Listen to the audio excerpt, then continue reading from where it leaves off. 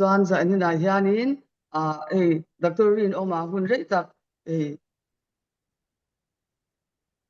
amel kan hu to lawa ti meila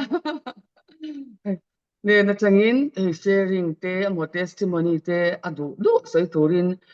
kan enge ni kan lo so manga kan athin atam sok chuan kan se mai the Rinawma hi dentist ania wena khanin committee group a chuan tu mi khana ron da committee members ni reng thin active taka life support kan nei te le khatyanga po khan kan man changkai em chin ania PG azir don ta khawang khan committee khan atel thei lawa chan PG zir line har sat na te brain tumor te ania kan chong chai pui thina cái kan chong chai pui regular ve khopin ka sia arin oma chuan ama pon hi pathian a be sei tata a be sei ang nge in pathian ro puina ama poin puang swa kha pathian in atidama anna te po chun zom le to ani khami ba kha chu ama khanin tu la ti ang te po kha aron soi tu ranga ilang zan ina a hun aron nei thei do na alom om hle me chuan hun thol zop te aman anei thei nan tuna chuan hun kha akuta ka lo hla na nga chuan khu lo ka in ti box ya a ka hu phur box ya mi shi na are to he mai ni long pui ni na shi na are to tu ka amaro chu ri ro han ong ve re nga amaro chu in bo sai tak tak kha ka thiam lo em be ya mo ri ro ong ve ne ni te chu ong na se kan share tu ne kha chuan thu tom tak kha ka nei thei ne lo wa chu bang chuan enge o ka se ang ti hat ka ri ro han ai choi boy ve na se em be ya hei nie amasa chuan alom thu ka lo soi du min chung chai pui na sa me ya i ta dam lo na te kan bang bo me ya sia thiam te po kan to lai ka chuan har sa ka tia amai ro chu min lo chok chai pui na sa le ani ti te ka sia thian lom thu ka ron soi du tian in chung chai na te lo chang a i mak tak vein kanin enkol na ate kanin entir na ate Bangalore lampanga kanin entir na ate po hian unaw mai khan kan kal zen maya amaro chu pathian hian min pai shoi na sa em maya doctor tel tak tak te min ko hmu'a tin bangbo takin kal chin mai la pathian kan ha shoi zen ani ti hi a chiang em maya i soi ka dam lo na chung chang vel hi soi tu chu tam amaro chu raina hian soi cheu kha ka tum tu tuk lawa amaro chu athian ina min opui na hian kolom em maya tin zaina hian EMFI member zong zong te min chung chai pui na khan lom tu ka ron soi du in chung chai na te chu a thon lo chiang hle ni ti hi zaina hian evidence proof ka ron lang not mai ni ti kha ka ron ta lang ve ani ti chuan zaina hian sharing tur min ruat khan nge ka soyang o ti hi karu ra han in suan da karu tu ka khan tu ka soi ta gang khan hei nge tu tu dom mum thatak kha ka nei bik lo ta chuan amaro chu bania ka koi tai ma ka chia la ya ka min khoi em tu kha ong ve chu chu ron ron tarlana athiam ang anga ron soi kha ka tum a a thu soi hi ka thiam lawa disclaimer ka an soi ve du pakhat chu thu soi hi ka thiam lo pul hual in ka in sia ma ro chu i enge han phat di kha ka du bi si lawa aza tha ka tia chu bang chuan kan thiam ang ai tron soi do na enge Jeremia ne la pathianin ika ka thu ka da to alom atiang kha deu basic khan i zaina hian ton soi ve phong do na i ti hian sharing hi ati themo screen sharing hi ti themo nilom pui ati ati cái oh i ka ka soi tu te ka bol tu lo nan ti khan da lang tro ô ô lăng oh slide claim ke phải trộm về lek karon xem mà thì karon soi về đón anh đi ở đây cái soi chân phổ phop to ang à giấy ta na cái trang rồi thằng chú thì chính hoan trả lá khác kan nụ long phi khăn rồi chia mất mày à mặc cái gì ang reng không đấy cái sợi túi thì rồi chia đôi mình để ở cái thì hiện là mà rồi chú thì bung đang mi trang đang mi cho karon karon à chia đôi na giấy na cái trang rồi thằng chú trả lá bung thum trang sầm đi khá nia trang sầm đi châu ha chia lâu à trang sầm đi bắc hạt nó bỏ ha karon chia tới đôi này lâu bắt tiền thu chia đi lâu ngày tháng trả thà bung thum trang som đi để trang som đi pakhat kan kong te chu fe in en ngun ila lalpa lam I ho yang u kan thin lung chu kan kut te nen pa na pathian lama chuan choi ka ngam u ti ani a lai tu hi mani ya ka chiara trả la hi ka chiar zen zen lawa amaro chu hemi lai ka chiar tum hian e enge pathian ina kan he na hian thil min zirti duani ani tih hi helai chang kha chiar hian ka in she ve a chuwangin zaina ka soi tur pawh hi enge midang te tana lok na tur ani dan tur em ka hret thiam lutuk lo ma ro chu e pathian ya ke hne na thu a soi ni a ka hriat ve wangin zaina hian ka helai chang hi tron thang ve a ama sa in hei background te kha chui ve kha a thain ka sia enge enge cha la hi engwanga jiang he tu jiang he enge kan sir tur om te ti kha I tlema zawng hat darlan ve kha ka ron tum dawna I bible study enge ka thiam ang ang khan ka study ve a chu ta chuan ka thil lo zir chhuah te chu kan hre theuh anga Jerusalem pawimawh na te pawimawh zia chu kan hre theuh anga nge tunlai anga phei chuan a relevant hle ka sia topic pawimawh tak ani tho zela tunlai anga phei chuan pawh Jerusalem pawimawh zia chu hmanlai atang tawh in ti nge Israel fate tana hmun pawimawh em em ania Jerusalem temple ro pui zia le pawimawh ze Israel fat tan pathian hnam than te ngei tana pawimawh hmun pawimawh tak ani zia kan hria a tichuan he hmun pawimawh tak hi I an thingpui maw an mani hmel ma Babylon sarkar ten an ron bun hlauh mai a chu BC zanga somriat paruk vel khan an lian ti a chumi tum chuan an ron dun chuan Jerusalem temple pawh hi tih hriat vek ani a chutia an hmun pawimawh tak tih chiat ani awang chuan Israel fate kha an lungai em mai a enge hri awm an tih em mai a engting ka ngai tuah thinga ka ngai tuah thinga helai ka han zir pawh khan engtia lungai tak ni an niang odi kha ka ngai tuah thin ani ka ngai tuah ve ni chu ti chuan ka ngai tuah na chuan hei ka ngai ruat thiam dana chuan hei Mizoram anga te pawh nge biakin te han tih chiat tih chiat a han ya ani maw enge khuarel chiat na awanga a biakin te a chiat te hian hei rilru kha alo si om ve em chin ani kha chu Jerusalem temple ne chuan a khai khin thei chia lo mai thia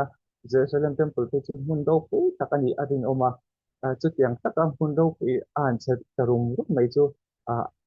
Israel mi te kha an lungai he don ani ti kha a hriat the anga tiang chuan ka lo khai khin ve ni chu ti chuan ti ti chuan an ui zia le an lungai zia lan en ti na chuan tla an pawh ta an tia ti chuan hemi cha hla bu hi lo siam ani ta cha hla hian bunga awma I hla panga awm ti na ni chu ti chuan heng hla panga te hi mi pakhat chau ni zia ni loin Jeremiah ta hla te an ti china ma ro chu mi pakhat chau zia ni loin mi sang sang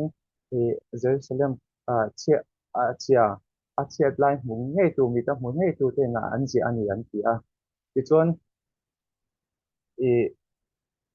a he le khabua tanga i kan zir thei ni a in sei te hi ron ta lan ve ka kan du boka pakhat na chuan pathian mi te chunga po hian thil thalo mihring ten thil thalo ni a kan hriat maw thil hri awm ni a kan hriat ang te pawh hi alo thing ve thei reng ani tih hi cha hla bu atang hian kan zir thei anga a dawt leh chuan pathian mi te chungah pawh hian hremna te zilh hauna te pawh alo thing ve thin ani kan talk ve thin ani tih te pawh hi he lehkhabu atang hian kan zir thein a rin awm a tin a tawp berah chuan hri awmna te lung ngaina te tin kan sawitak ang han hremna te pathian thununna te emaw zilhauna te kan talk ani pawh in heng kan tawlh lai zong zong kan tawlh chhung zong hian pathian hian min kalsan tak tak lo a min awm pui reng tho ani tih hi kan kan kan zir thei bawkin a hriata i hetiang lungaina kan tawh chang pawh hian pathian khawnghaina te min hriat chhuah tira kan try tuina a sei ang khan i bora lak a awm lo hi pathian zangaina leh khawnghaina ani tih te pawh kha he lehkhabu atang hian kan zir thei ta a beiseina te min siam sak tho thina lungaina kan tawh chang pawh in beiseina te a khawnghaina te min hriat chhuah tir thin ani tih hi he lehkhabu atang hian kan zir thei ani tichuan kha a background ka ron chui ve thei chin chu lo ni tamai sera a to ta chuan kan nge kan chang than kha i aversion sang sang kha kan chat yam zok thei ni turin ka ron tar lang le duwa nge NIV version a chuan i let us examine and probe our ways and let us return to the Lord atia examine ti chong kama manga in return to the Lord pathian hena ikir liang u tina ang zong tu khan a sei thein rin oma i uh, uh, chuan version dang lia chuan and test them let us examine our ways and test them atipoka i kan sia a a dig nge yam kan tu turani ti na ang zong tu khan a share them thein karinga ti chuan this one message Bible and yeah, one let's take a good look at the way we are living and reorder our lives under God. Let's lift our hearts and hands at one and the same time praying to God in heaven. We have been contrary and willful and you haven't forgiven. No, pathian kan kal dan te kan dan te hi i a chai mo kan ti tang lai hian pathian du lo zong hian kan nin te hi kan lo mang rong te ni i sia a pathian ne na pi le tu kan ni zia te he lai bible chang hian a tar lang ni a sia ta ti chuan a dot lia chuan i kan nge ka ru ro ang te ha ron sei chun zom ja ka tu manga eng vai nge kan in en sia a ngai na chan eng vai nge in en sia kan ngai na chan ti kha i ka ru ro kha na ron om te a hey um uh, uh, Christian Christian kan ni na ang hian ka om dan tur kan ni dan tur ang tak tak hian kan nungem ka omem ti hi in en sia a ngai na lai tak te po ani in ka sia hei helai tu mal tron ta lang hi complacency ti ang te po hi thil tima tan chuan thil relevant deuh hian in ka sia hei chung te bula kan oma kan secure em Mizoram a thei chuan kan gal muang em maya tuna mun cover mun dang te kan ngai to chuan Christian tima ni ram chung India ram chung ange po mun chang chang a chuan Christian te nek che kan nia ama ro che tin chu thamwa takin Mizoram a kan chenga kan nge pathian chu kan du du danin kan du du huna te kan de thea hatiang ang din huna khang kan dina wang hian kan dina wang hian kan secure em maya hen ya wang te po hian kan lo dong da kalu tu kan o ti te po hi thil om theinin ka sia tin comfort zone te kan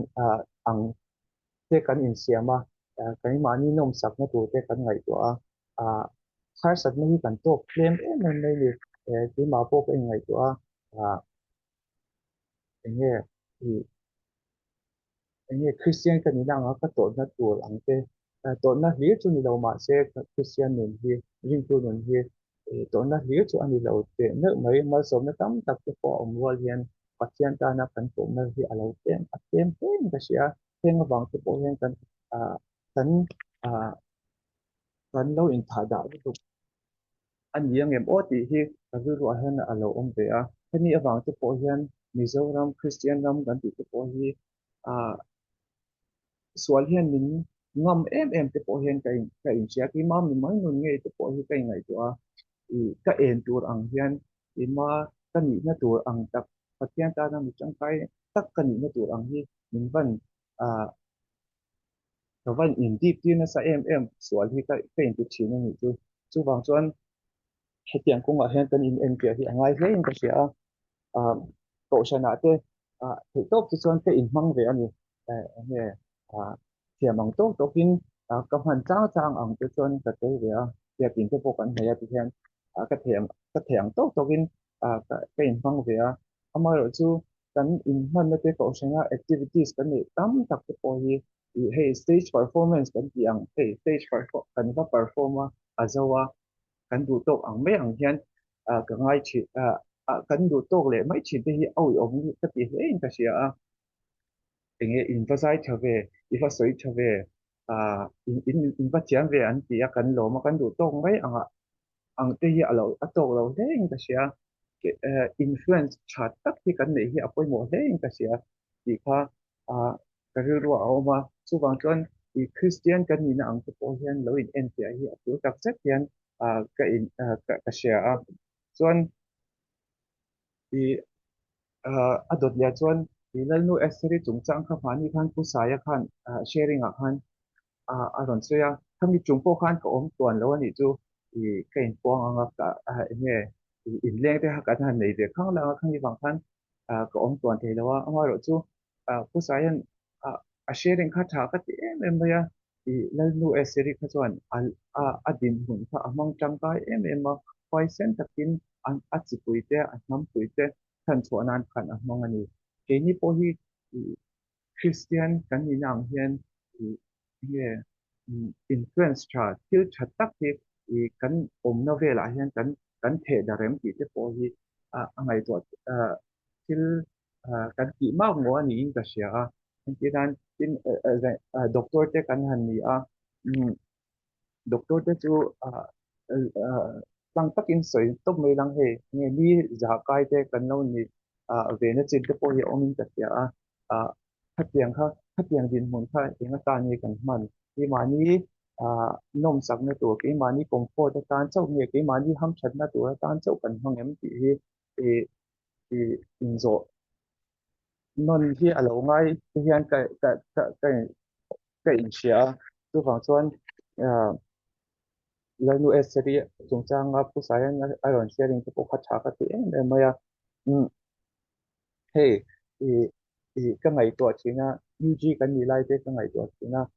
kan din hun kha a thalo ve em china ni chu UP a ka se ta ka ta kha chon hey notice te kha chu mu si kha kan ni a hey em chan te kha kan ni ve de china chuan chung I ba ka student life kha chu a har sa kan tok em china poisa kan nei ngai bok si lo ti khan chuan vai competitive tak tak te zinga khan kan han zir ve thin te kha ani a I amaro chu khatiang I he I she om takar apo khan pathian hen pathian tan han kan in hlan ve chang chang china nge patika nge itana mi chang kai kan I ve thina turin I nge na ka na ne ti te khan ka tong chai ve thina chuan nge mi dang te ta na mal som na blessings for others ni te po ha ka chak ve em ting ni kha tiang hin lai kan amaro chu ti khan pathian zara ve kan han pas swap ta din mun thazo ka te kan han kan han ding te dewin ka in sia chon nge pathian zara leo leo nge hei ko chu ang te kan han nei ve thia i i ti chuan nge kan kan hak chak zong te emo kan nghe kan e chak ang zong te khát yang ang te kha kan han ah, kan han ti ve thei ani chu ah, heng nghe nang nghe thom ho du zong han lei ve ti ang zong te yang te kha thil thalo vet ani ti ngani lovin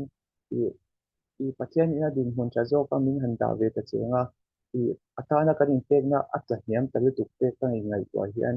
i i in en sia ka ngai te hian ka in se thara a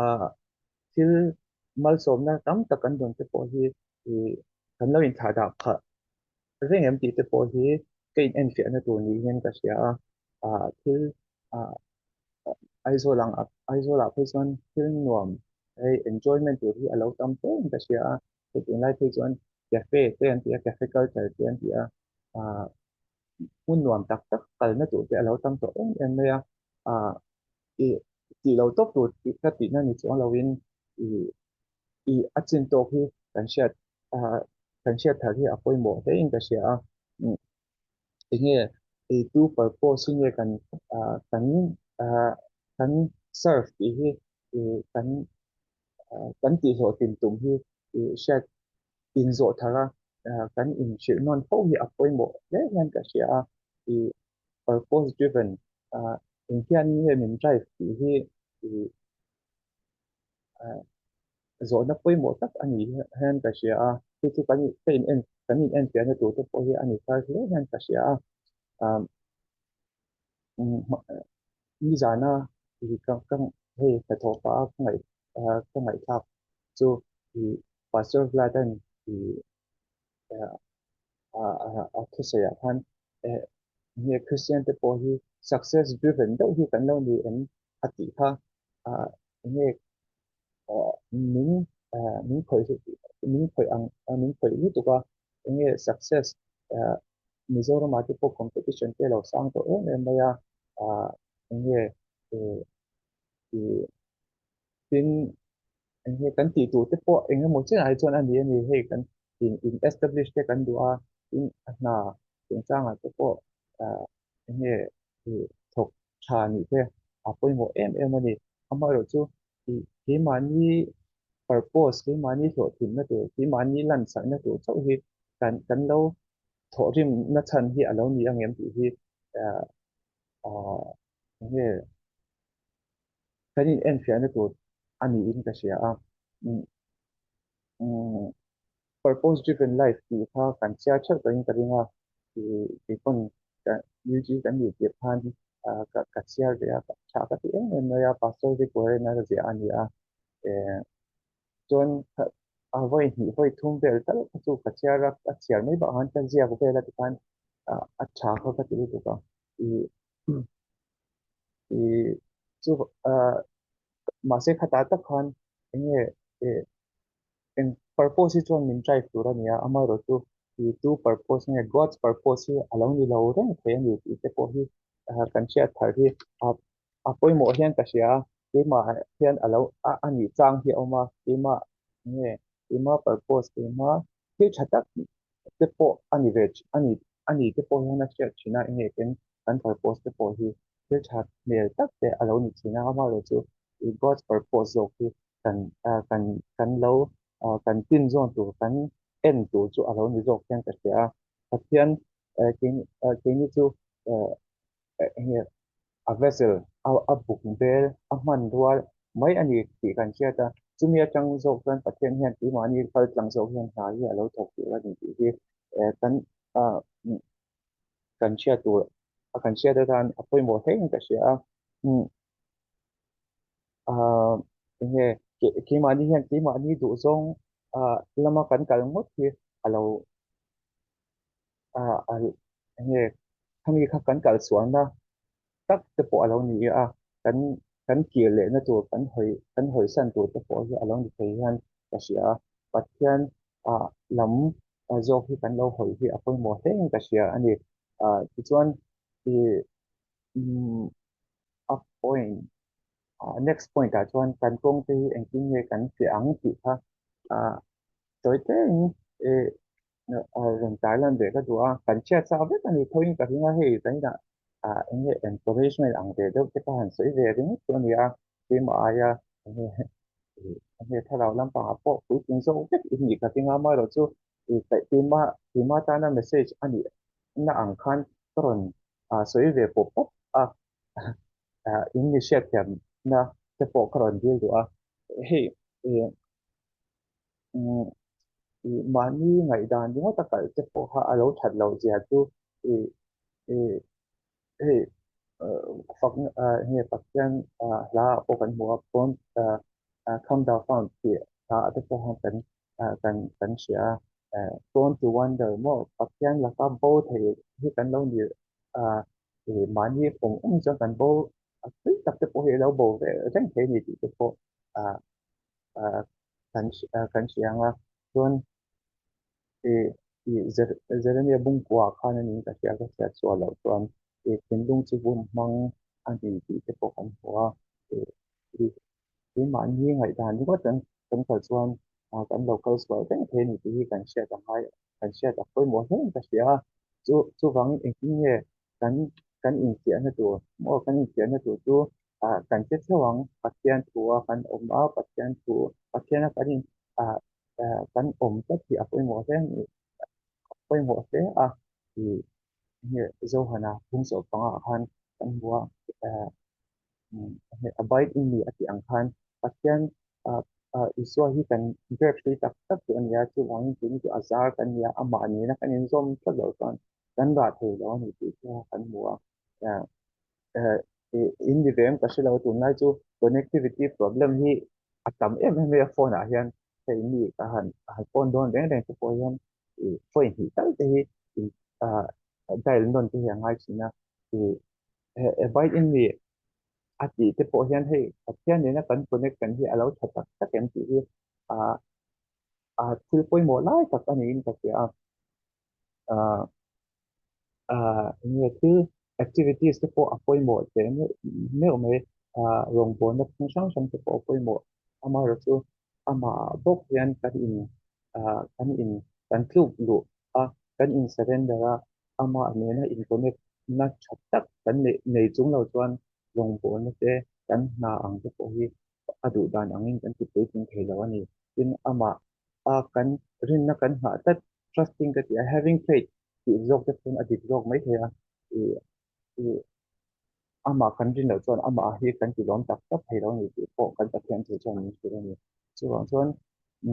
ama ni na kan protect tak thì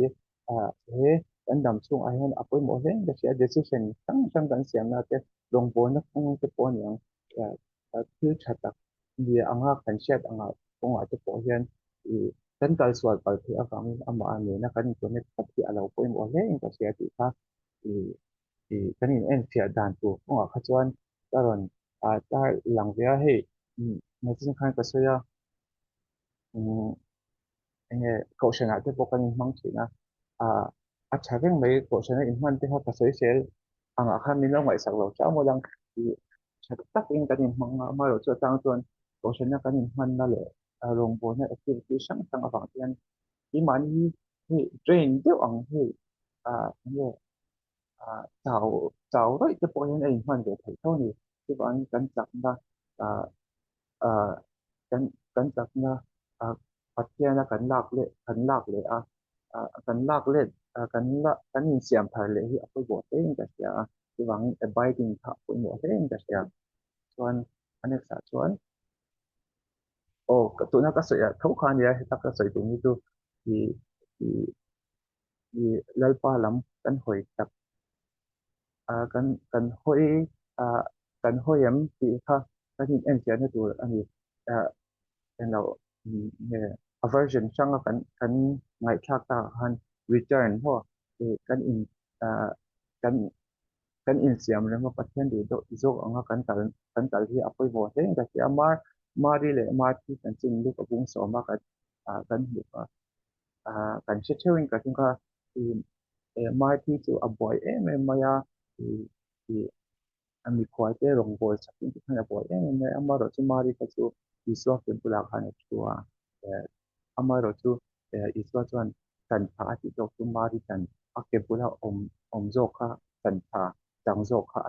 อัดเด็กมายังค่ะที่มักตักอันนี้อินกับเสียที่รักเสียที่จวนอามาโรจูประเทศเก็บบุลากันต่ำที่เราไปหมดเลยอันนี้จะมีจังโจเราจวนอัตานะมีจังไปตักอามาลงจง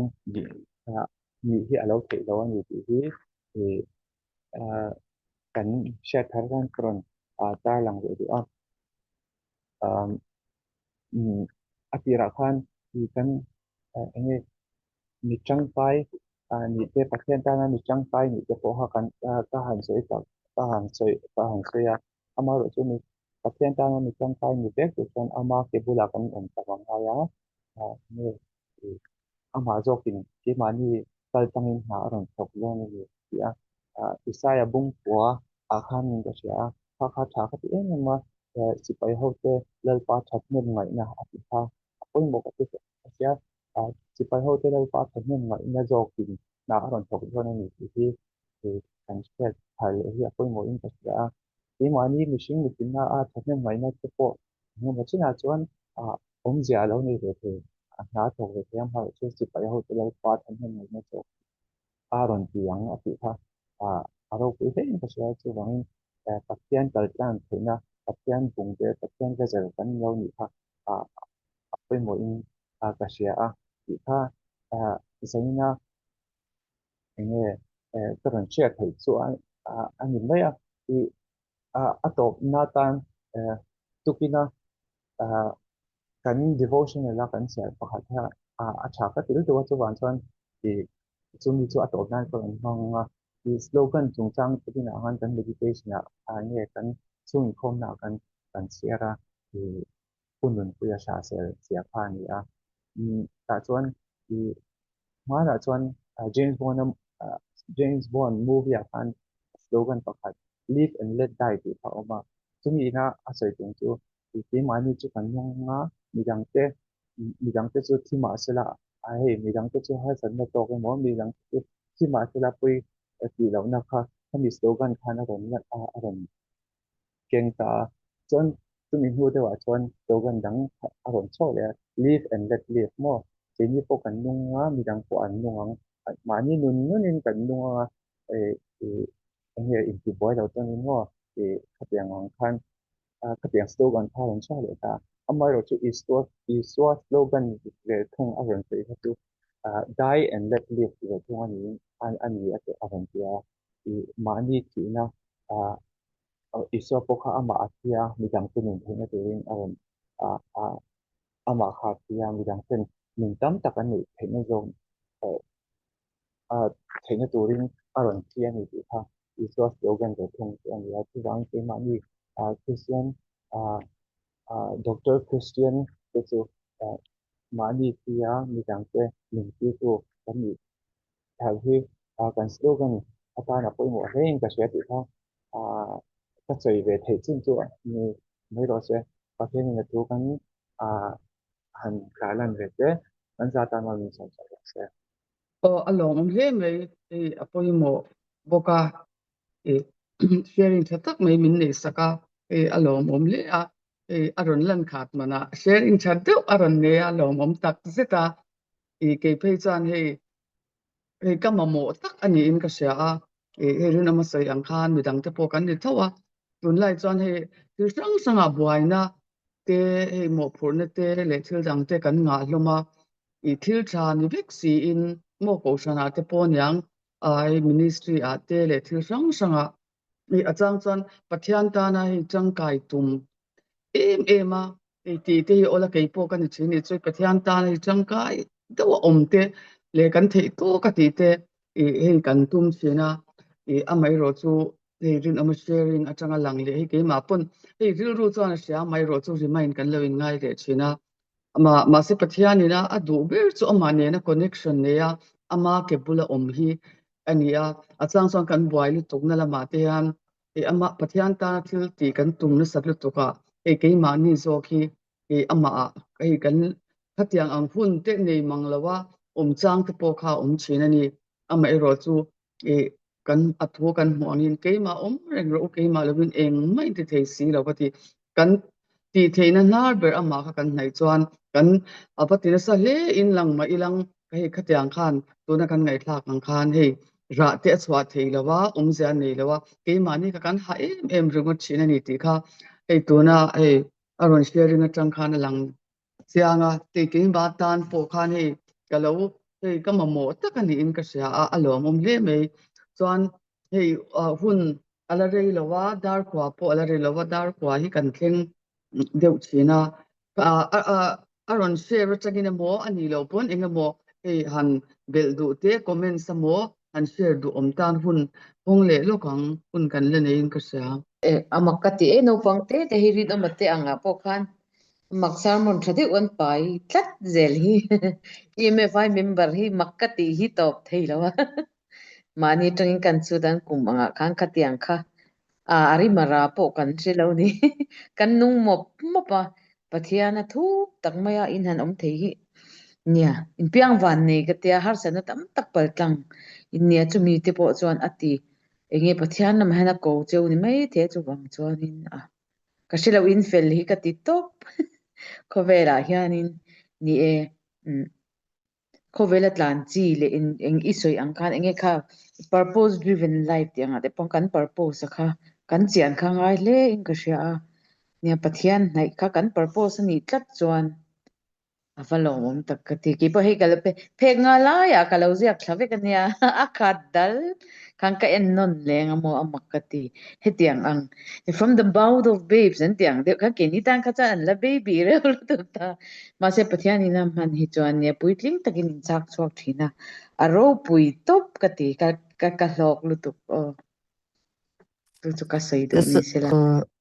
Kasi lo ang kate hey Dr. Marawi nen kan tu do na kan ngai tha do na tha kan tilu tuka chuan nakina pilom pui kan hun la pele la anat tan chan sin tele kami apathian kai enge kai shwaina don kha kan ngai thale cha kan ni chu wang chuanin hun apek le thua yak rin amane na changa sharing ngai thak le kan chak lut tu kan ni te kan ron share le lo ke big do mi nia zanin khan engam so nia sharing ha ta pan madang ti ha ka ngai to kem lo lu tu ka nia nia ka dam lo na tung sa nia join nia ang te po kha sai tu to atam ve riawa amaro chu akalo in bo sai lu tu lo yang jong khan amaro chu apun dem tang te omani tan ma te ai athan lut tuk zan ina I sharing kamo kan hlok pui lut tuk kan mamo lut tuk kan ni ma se enge kan langai thale chak ti na zo kan ni chu ya next episode le tu ra nga yang zaina sharing chado kan ngai kha lo mom le me ya atom na bible tlang hun khata mi lo chher le ka dua ka so yang khanin hei abikin EMFI active te le member te te har san ten to ka atira ka so yang khan he en ton tlak to pa tin an ma try tu pi du mi lo ni boka mo ka te anga khan ni lali swa nei tu ni dang lam na te mo kan van nei zia te kha hei atakin hei chang tu te in ni atin ke ni pon hei khatiang atang khan hei mal som na kan lo dong ani chu khatiang atang khan ti kha ni hei alang chang le me san ina po hianin san helai bible changi karil ro alo oma kan siaranga chuanin keima do kalau tung chai me nga top na tung chai ni soi hitle mineral do le ka jeremia tho kha anya jeremia bung som pasari chang sari lalpa ring tu arin chan lalpa ni ero chu enga thole tui khianga thingphun lui kama zung kai kholum lo thleng po hlau lo anga te hring reng si khokhen kum poisa lo ra chwa tul suang si lo ang hi ani ang ti kha ani chan zan ina kan sharing ngai thak te kan savai tan lalpan mal min som sak chero se amen ton pathian hi na lo chung cha olal pa kan pathian du tak min mangai min en kol thin tu zanina tel pa EMFI Zoom meeting te lalpa kan nei le theya atira kan roin kol te to angin lalpa kan meeting chung song ten har satna te lovin nangin min shrai min puya lalpa ine na lom thu kan lo sil chia EMFI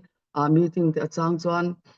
tlem deuh te tam deuh te hun te kan nei thina amei ro chu lalpa nangma thu tiang mangin kan tlem mo kan tamemo lalpa nangma ming kom na chuan ka tel ze thin tiang khan lalpa kan meeting a piangin nangman min tel pui lo zana ngai lowa zanina po lalpa kan ne nei omani ti kan sia lalpa za ina hena tharin ne na lom thu kan lo shil le chani in zanina lalpa doctorin ne tengin sharing te kan ngai tla lalpa ani po akal tlang zong song te keini le amana in sha chian ai po chiang tu zo kini chunga te po chuan lalpa nangin irin zia i mu tira zanina te ama tengin sharing thatak mai te kan ngai thla lalpa lom thu kan sil chia lalpa nangma tel lo chuan engma kan ni lawa lalpa kan thil ti zong song te po hi nangma atanga chhuak ani lo chuan zia ani lo nangin e du ber chu nangma ne na in zoma lalpa nangma du dan hi kan zober ani atu zia te zanina nangin min siat nun tir le lom thu kan lo sil che ani zanina hi kan hun te atob lam te kan lo nei le ta lalpa kan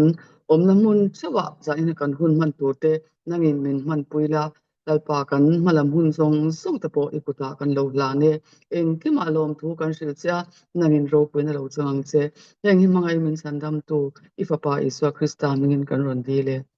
amen ngam hle mai Alam lutuk ni ya anuam lutuk. in man sa sa ne no ron tel zau zau ro Ni kun san her lo pon So, takut tatok daw tak kan dia mo. Tu min na kan khoya nge clinic ni. Veng tu ya son ini ka ka thok mo chuan zan na pa lab work ki kan nei ve chin box ya ka hey karon tel po hen karon join po hen kirti pa hin kan join chin ka video ki la on lau ting tum Tel kan lom sim sim at isoi cha alom lutuk. Monta vek ule. Bye bye vek ule. Monta ule.